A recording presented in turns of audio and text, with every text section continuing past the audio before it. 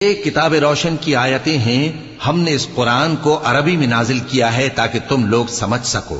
اے پیغمبر، ہم اس قرآن کے ذریعے سے جو ہم نے تمہاری طرف بھیجا ہے تمہیں ایک نہایت اچھا قصہ سناتے ہیں، اور تم اس سے پہلے بے خبر تھے۔ جب یوسف نے اپنے والد سے کہا کہ ابا، میں نے خواب میں 11 ستاروں اور سورج اور چاند کو دیکھا ہے، دیکھتا کیا ہوں کہ وہ مجھے سجدہ کر رہی ہیں۔ انہوں نے کہا کہ بیٹا، اپنے خواب کا ذکر اپنے بھائیوں سے نہ کرنا، نہیں تو وہ تمہارے حق میں کوئی چال چلیں گے۔